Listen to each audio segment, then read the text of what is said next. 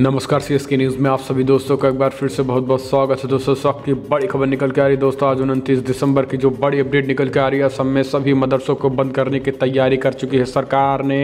विधानसभा में लाया विधेयक, ये बड़ी खबर निकल के आ रही है। जी हाँ, आपको बता दें मदरसों को बंद करने का ऐलान। इस बीच इसके बारे में आपको बताएंगे। दूसरी बड़ी खबर निकल के आ रही है, आपको बता दें फिलहाल कश्मीर में नहीं बनी बात तो अब जम्मू में आतंक फैलाने का प्लान। सीमा पार बड़ी प्लानिंग कर रहा है पाकिस्तान ने। बनाए खुफिया एजेंसियों के बड़ा खुलासा हुआ है यहाँ पाकिस्तान की प्लानिंग का। तीसरी बड़ी अपडेट निकल के आ रही फिलहाल ट्रंप का चीन पर वार। तिब्बतियों को आज़ादी देने वाले कानून पर हस्ताक्षर चुन सकेंगे अगला दलाई लामा। जी आपको बता दें कि फिलहाल आज़ादी की तरफ बढ़ गया है तिब्बत। चीन को लगा बड़ा झटका, इंटरफेयर नहीं कर पाएगा। इस बीच चौथी बड़ी खबर निकल के आ रही है। दोस्तों आपको बता दें फिलहाल बलूचिस्तान विद्रोहियों ने पाकिस्तान के खिलाफ खोला मोर्चा। चीनियों की कर रहे हैं हत्या, बड़ी खबर निकल के आ रही है। आपको बता दें अब चीनियों की खैर नहीं है। बलूचिस्तान के लोगों ने चीनियों को निशाना बनाना शुरू कर दिया है। ये भी आपको बताएंगे, सब कुछ खबरें की करके जानेंगे। मर्यादा पुरुषोत्तम भगवान श्री राम के भव्य मंदिर निर्माण को लेकर भी कुछ एक बड़ी खबर आई है, वो भी आपको बताएंगे। किसानों के प्रदर्शन के बीच वैक्सीन को लेकर कुछ अच्छी खबर आई है, वो भी बताएंगे। सब कुछ खबरें, लेकिन उससे पहले अगर आप भी प्रधानमंत्री मोदी के नेतृत्व पे भरोसा करते हैं तो इस वीडियो को लाइक करके अपना समर्थन दर्ज करो। इस देश की गौरवशाली इंडियन आर्मी के लिए भी जय हिंद लिखना मत भूलेगा। दोस्तों 10 से पहले बड़ी खबर निकल के आ रही है। आपको बता दें कश्मीर में नहीं बनी बात तो अब जम्मू में आतंक फैलाने का प्लान कर रहा है आतंकी। सीमा पर बड़ी प्लानिंग कर रहे हैं पाकिस्तान। कश्मीर में मुंह की खा रहे आतंकी संगठन अब जम्मू डिवीज़न में अपनी जड़ें मजबूत करने में काम में लग गए हैं, जिसमें जम्मू डिवीज़न के सीमांत इलाकों में नेटवर्क को बनाने का काम किया जा रहा है ताकि जम्मू डिवीज़न में आतंकवाद को फिर से जिंदा किया जा सके, जिसके लिए पाकिस्तान में बैठे कमांडर राजौरी तथा पुंछ जिले के युवाओं को टारगेट करने में लगे हुए हैं। उनकी मदद से आतंक को फैलाने का काम किया जा रहा है। पुंछ में एक दिन पहले ही गिरफ्तार हुए 3 मददगारों की पूछताछ में ये बातें सामने आई थी। पूछताछ में पता चला था कि फिलहाल पाकिस्तान में बैठे आतंकी कमांडर एलओसी के पास इलाके में रहने वाले युवाओं को आतंकवाद के रास्ते पर लाने का काम कर रहे हैं ताकि जम्मू डिवीज़न में फिर से आतंकी घटनाएं की जा सके। जानकारी के अनुसार पुंछ में ग्रेनेड के साथ गिरफ्तार किए गए 3 लोगों ने पुलिस को पूछताछ में बताया कि फ़िलहाल वो पाकिस्तान के कमांडर के टच में है। उन्होंने कहा गया है कि फ़िलहाल हमले किए जाएं, इसके साथ ही बदले में पैसे की बात कही है। तो दोस्तों पाकिस्तान की नापाक हरकत लगातार खुलासे हो रहे हैं। हम चलते हैं अगली अपडेट। फिलहाल सभी मदरसों को बंद करने का आदेश जारी। असम सरकार की जी विधानसभा में लाया विधेयक, ये बड़ी खबर निकल के आ रही है। आपको बता दी इधर असम सरकार ने राज्य के सभी सरकारी मदरसों को बंद करने की योजना बना दी है। असम सरकार में मंत्री हेमंत बिस्व शर्मा ने राज्य में मदरसों के प्रांतीयकरण को रद्द करने के राज्य विधानसभा में विधेयक पेश कर दिया है।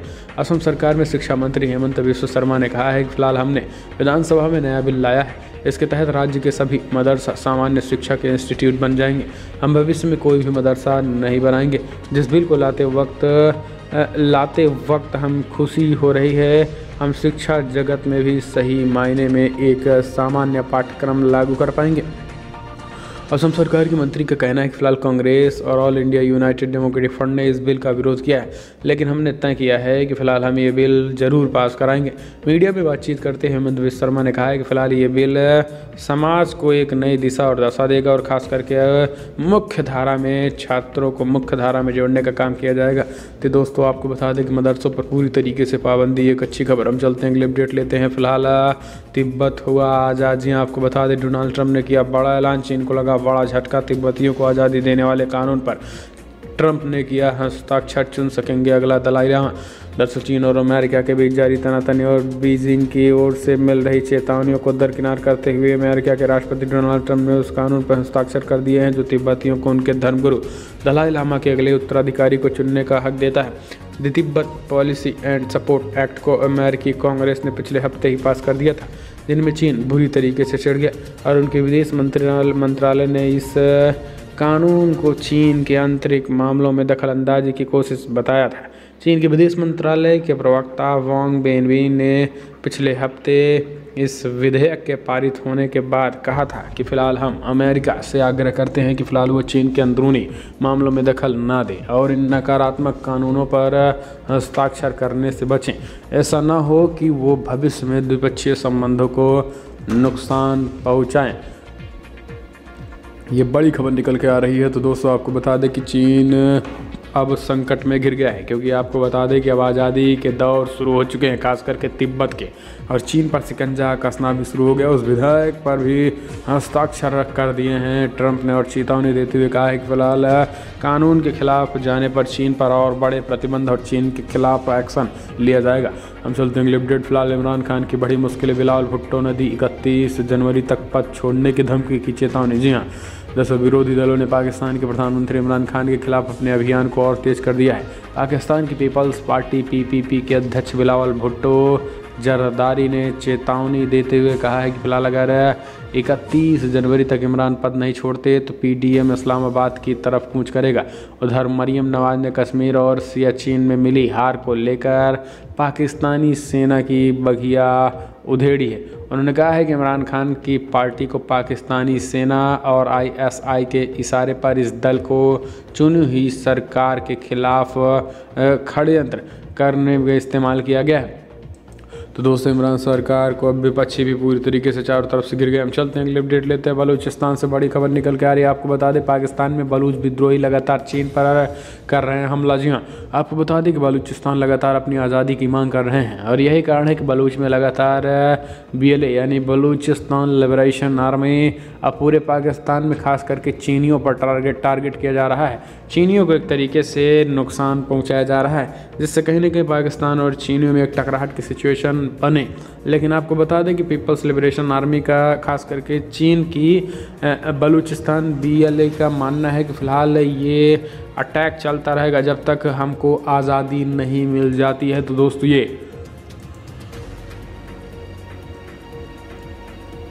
ये नए तरीके की रणनीति चल रही है। हम चलते हैं, अपडेट लेते हैं। आपको बता दें, फिलहाल ताइवान को लेकर चीन ने अमेरिका को किया खबरदार, कहा अपनों को बदलो नहीं तो युद्ध के लिए तैयार रहो। जी हाँ, ताइवान को लेकर एक बार फिर चीन ने अमेरिका को खबरदार किया है। चीनी विदेश मंत्रालय ने सोमवार को अमेरिका को आगाह किया है कि फिलहाल अमेरिका को ताइवान में दखलंदाजी बंद करनी ही चाहिए। सोमवार को अमेरिकी राष्ट्रपति डोनाल्ड ट्रंप ने ताइवान कानून 2020 पर हस्ताक्षर करने के बाद चीन का ये बयान सामने आया है। एक बार फिर ताइवान को लेकर चीन और अमेरिका आमने सामने आ गए हैं। आखिर ताइवान को लेकर अमेरिका और चीन का क्या दृष्टिकोण है? ताइवान के खिलाफ जंग की स्थिति में आपको बता दें कि अमेरिका का स्टैंड चीन का अमेरिका के खिलाफ होगा। इस बीच आपको बता दें कि हाल ही में सरकार के मुखपत्र ग्लोबल टाइम्स के संपादक हू जिंग ने अपने लेख में लिखा था कि फिलहाल अगर ताइवान अमेरिका के साथ कूटनीतिक संबंध कायम करता है तो चीन को पूरी तरीके से युद्ध के लिए तैयार रहना चाहिए। चीन किसी भी देश के ताइवान के साथ स्वतंत्र संबंध स्थापित करने को लेकर कड़ी आपत्ति जताता रहा है और जताता रहेगा। तो ये बड़ी खबर निकल के आ रही है। आपको बता दें कि ताइवान के मसले पर चीन खुली चुनौती दे रहा है। हम चलते हैं, अगले अपडेट लेते हैं। फिलहाल आपको बता दें कि श्रीलंका से बड़ी खबर निकल के आ रही है। आपको बता दें, श्रीलंका में मुस्लिमों के दाह संस्कार किए जा रहे हैं। जी आपको बता दें, मुस्लिमों के शव को जलाया जा रहा है। ये बड़ी खबर निकल के आ रही है, जिसके बाद कई मुस्लिम संगठन भड़क गए हैं। आपको बता दें कि ये बड़ी खबर निकल के आ रही है, खास करके श्रीलंका में अब कोविड-19 को देखते हुए मुस्लिमों के लाशों को, शव को पूरी तरीके से जलाया जा रहा है, और यही कारण है कि अब उनकी हवाइयाँ ख़राब हो गई हैं। कुछ मुस्लिम संगठन इसका लगातार विरोध जता रहे हैं बावजूद इसके, लेकिन उनका कहना है कि फ़िलहाल किसी भी सिचुएशन में यहाँ से पीछे हटने वाले नहीं हैं। जब तक कोविड-19 चलेगा इसी तरीके से शव का दाह संस्कार किया जाएगा। हम चलते हैं, अगले अपडेट लेते हैं। आपको बता दें, फिलहाल राम मंदिर परियोजना पर 1100 करोड़ रुपए का खर्च आने का अनुमान। निर्माण कार्य 3 साल में होगा पूरा होने की उम्मीद। जी हाँ, दरअसल अयोध्या में राम मंदिर परिषद के निर्माण पर करीब 1100 करोड़ रुपए का खर्च आने का अनुमान है, जिनमें मुख्य ढांचा का खर्च भी शामिल है, और इसके 3.5 वर्षों में पूरा होने की भी उम्मीद है। जानकारी परियोजना की देख रेख कर रहे न्यास के कोषाध्यक्ष ने सोमवार को दी है। श्री राम जन्मभूमि तीर्थ क्षेत्र ट्रस्ट के कोषाध्यक्ष गोस्वामी गोविंद देव गिरी जी महाराज ने इस बात को बताया। हम चलते हैं, अगले अपडेट लेते हैं, लेकिन कमेंट के माध्यम से जय जय श्री राम लिखना मत भूलिएगा दोस्तों। चलते हैं, अगली अपडेट लेते हैं। आजम खान की मुश्किलें बढ़ी, अब हज हाउस निर्माण घोटाले में कसा गया शिकंजा। जी हाँ, यूपी के पूर्व कैबिनेट मंत्री और समाजवादी पार्टी के वरिष्ठ नेता आजम खान की मुश्किलें और बढ़ गई हैं। पहले से कई और आरोपों में घिरे और पिछले इस 10 महीनों से जेल में बंद पूर्व अल्पसंख्यक कल्याण मंत्री आजम खान पर अब हज हाउस निर्माण घोटाले का शिकंजा कस रहा है। दरअसल मामले की जांच तेज करते हुए एसआईटी अब इसमें अनियमितता के लिए कार्यदायी संस्था NCNDS के अभियंताओं की भूमिका की जांच कर रही है। माना जा रहा है कि जल्द ही इस मामले में कोई बड़ी कार्रवाई हो सकती है। जानकारी के मुताबिक गाजियाबाद के आला अफसर हज हाउस के लखनऊ के मौलाना अली मियां मेमोरियल हज हाउस के निर्माण में ज़रूरत से ज़्यादा धन खर्च किया गया था। हम चलते हैं अपडेट। स्वास्थ्य मंत्री ने लॉन्च किया देश की पहली न्यूमोकोकल कॉन्जुगेट वैक्सीन। जी हाँ, दरअसल केंद्रीय स्वास्थ्य मंत्री डॉक्टर हर्षवर्धन ने सोमवार को देश की पहली न्यूमोकोकल कॉन्जुगेट वैक्सीन का उद्घाटन किया है। दरअसल न्यूमोसिल नाम की इस वैक्सीन को सीरम इंस्टीट्यूट ऑफ इंडिया ने विकसित किया है। ये जानकारी केंद्रीय स्वास्थ्य मंत्री एवं परिवार कल्याण मंत्रालय ने दी है। आपको बता दें कि ये न्यूमोसिल नाम की इस वैक्सीन को सीरम इंस्टीट्यूट ऑफ इंडिया ने विकसित किया है। ये बड़ी खबर निकल के आ रही है दोस्तों। हम चलते हैं अगले अपडेट लेते हैं। झूठ की दीवार जल्द गिरेगी, कृषि कानूनों को लेकर जारी गतिरोध के जल्द समाधान की उम्मीद। जी हाँ, तोमर का बड़ा बयान। दरअसल कृषि मंत्री नरेंद्र सिंह तोमर ने सोमवार को कहा है फिलहाल नए कृषि कानूनों के खिलाफ किसानों के बीच सुनियोजित तरीके से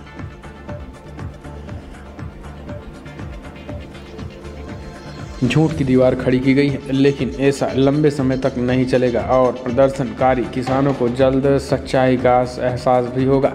मंत्री ने कहा है फिलहाल उन्हें उम्मीद है कि गतिरोध का जल्द समाधान ढूंढ लिया जाएगा। 1 महीने से अधिक समय से पंजाब, हरियाणा और यूपी सहित देश के विभिन्न हिस्सों के किसान तीनों नए कृषि कानूनों को वापस लेने की मांग करते हुए दिल्ली की सीमाओं पर डटे हुए हैं। उन्हें चेतावनी दी है कि आगामी दिनों में अगर उनकी मांगें नहीं मानी गई तो आंदोलन तेज करेंगे। इस बीच आपको बता दें कि अगली बैठक 29 की बजाय 30 दिसंबर को होगा। जी आपको बता दें कि अब अगली बैठक आज नहीं कल किया जाएगा। ये केंद्र सरकार ने स्वयं इस बात की जानकारी दी है। हम चलते हैं अपडेट। पंजाब में सीएम अमरिंदर की अपील बेअसर, 1500 से अधिक मोबाइल टावर तोड़े गए। ये बड़ी खबर निकल के आ रही है। 3 कृषि कानूनों का विरोध कर रहे किसानों ने पंजाब में 1500 से अधिक मोबाइल टावर को तोड़ दिए हैं, जिनमें कुछ क्षेत्र से दूरसंचार सेवाएं प्रभावित हुई हैं। सूत्रों ने सोमवार को इस बात की जानकारी भी दी है। किसानों का मानना है कि फिलहाल नए कृषि कानूनों से अरबपति उद्योगपतियों को सबसे ज़्यादा अधिक फायदा हो रहा है, इसलिए उनका गुस्सा मोबाइल टावरों पर निकल रहा है। राज्य में कई हिस्सों में इन टावरों को बिजली की आपूर्ति रोक दी गई है और इसके साथ ही केबल भी काट दिए गए हैं। मामले की जानकारी रखने वाले एक सूत्र ने कहा है कि कल तक 14 से 11 टावरों को नुकसान पहुंचाया गया था। आज ये आंकड़ा 1500 के पार हो गया है। तो जालंधर में जियो के फाइबर केबल के कुछ बंडल भी जला दिए गए हैं।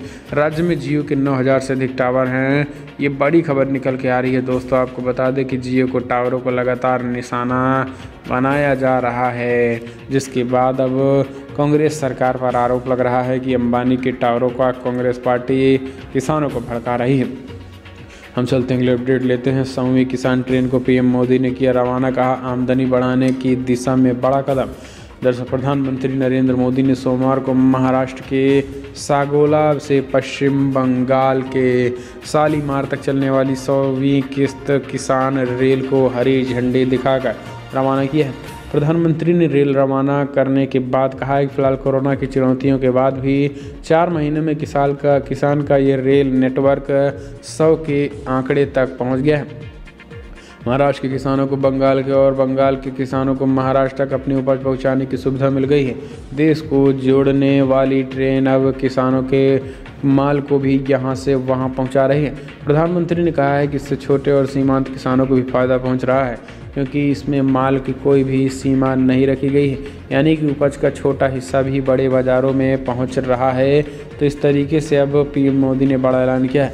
हम चलते हैं अपडेट लेते हैं। सीरम इंस्टीट्यूट के CEO आधार पूनावाला बोले कोरोना वैक्सीन को जल्द मिलेगी मंजूरी। जी हाँ, दरअसल आपको बता दें कि सीरम इंस्टीट्यूट के CEO आधार पूनावाला ने कहा है कि फिलहाल NI से बातचीत कहा है कि कुछ दिनों से कोरोना वायरस वैक्सीन के इस्तेमाल की मंजूरी मिल जाएगी। पूनावाला ने बताया कि कंपनी ने पहले 4 से 5 करोड़ कोविशील्ड वैक्सीन की डोज तैयार कर रखी है। उन्होंने कहा है कि ये केंद्र सरकार पर निर्भर करेगा कि उन्हें वैक्सीन की कितनी मात्रा और कितनी जल्दी चाहिए। एशिया के सबसे बड़े वैक्सीन निर्माता ने कहा है कि फिलहाल जुलाई 2021 तक वैक्सीन की 30 करोड़ डोज तैयार करने का लक्ष्य है। तो ये बड़ी खबर को वैक्सीन को लेकर आ रही है। हम चलते हैं अपडेट लेते हैं। आपको बता दें बिग ब्रेकिंग, अयोध्या साकेत महाविद्यालय के छात्र नेताओं के खिलाफ दर्ज राजद्रोह का केस वापस। पुलिस ने कहा नहीं मिले कोई साक्ष्य। अयोध्या में साकेत महाविद्यालय में छात्र संघ चुनाव की तिथि की घोषणा को लेकर छात्र नेताओं ने अनशन किया था। महाविद्यालय प्रशासन के द्वारा छात्र नेताओं को छात्र संघ के चुनाव की स्थिति की घोषणा नहीं करने पर आंदोलित छात्रों ने साकेत महाविद्यालय कैंपस में मुख्य गेट को बंद करके घंटों बवाल किया था, जिनमें छात्र नेताओं की पुलिस प्रशासन और महाविद्यालय के प्रशासन से कहासुनी भी हुई थी। इस प्रकरण में साकेत महाविद्यालय में जेएनयू की तर्ज पर नारे भी लगाए गए थे, जिनमें प्राचार्य की तहरीर पर जिला प्रशासन ने राष्ट्रद्रोह और सरकारी कार्य में बाधा डालने की धाराओं के तहत महाविद्यालय के 6 छात्र नेताओं के खिलाफ मुकदमा दर्ज कर लिया था। हम चलते हैं अगली अपडेट लेते हैं। आपको बता दें फिलहाल बड़ी खबर, बंगाल टीएमसी सरकार ने साइन को भेजे 2 अध्यादेश लौटाते हुए राज्यपाल ने लिखा, मैंने सत्र समाप्ति का ऐलान कर दिया है क्या। दरअसल आपको बता दें कि पश्चिम बंगाल के राज्यपाल जगदीप धनखड़ ने बताया है कि राज्य की ममता सरकार विधानसभा सत्र के चालू रहते भी अध्यादेश के जरिए अपने फैसले लागू करना चाहती हैं। उन्होंने रविवार को 27 दिसंबर को जनसत्ता से बातचीत करते हुए कहा है कि ममता पूरी तरीके से तानाशाही पे उतर चुकी हैं। इनको राज्यपाल से कुछ मतलब नहीं है, इनको राज्य राष्ट्रपति से कुछ मतलब नहीं है।